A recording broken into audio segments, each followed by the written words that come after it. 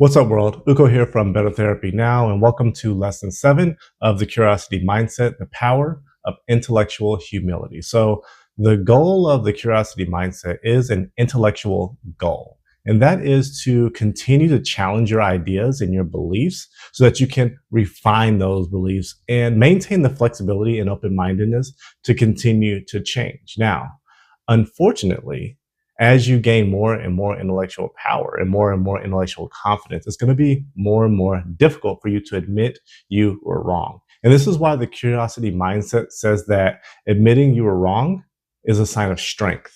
Intellectual humility says that our knowledge is limited and that strength and true wisdom is found in the agency and brilliance of other people.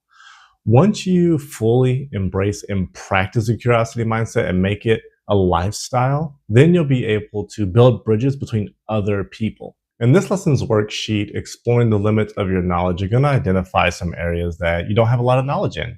It could be really anything, and you should have a list of areas where you don't have a lot of knowledge, because the other lessons and the other conversations that you've had or journal entries that you've made in previous lessons should have identified areas where there's gaps in knowledge and where there are certain biases that prevent you from connecting all of the dots.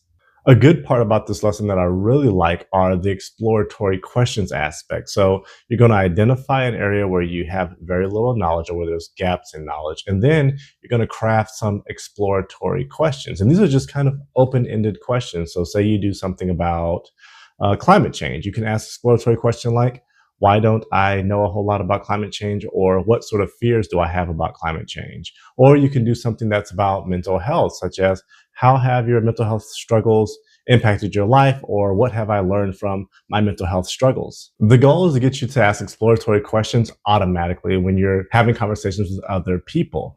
We want you to see conversations and interactions with others as an opportunity to explore the mind of other people and see what really drives people. And that requires a sense of curiosity. Another thing that this worksheet does is it helps you walk through what it takes to begin to understand something. It's really just a few simple things. So first, resources. What sort of resources can you engage with to be able to feed your research or feed your knowledge gap so that the gap is not so wide in a certain area? Next is people. Who can you talk to who knows more about this than you? And how do you make contact with that person and engage in a conversation about this area that you don't know much about?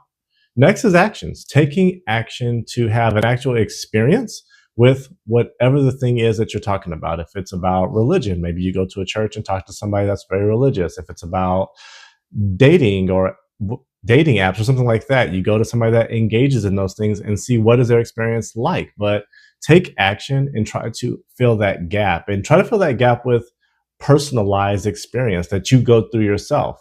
Next are feelings. So what does it feel like to have this knowledge gap? And what does it feel like to begin to fill that knowledge gap?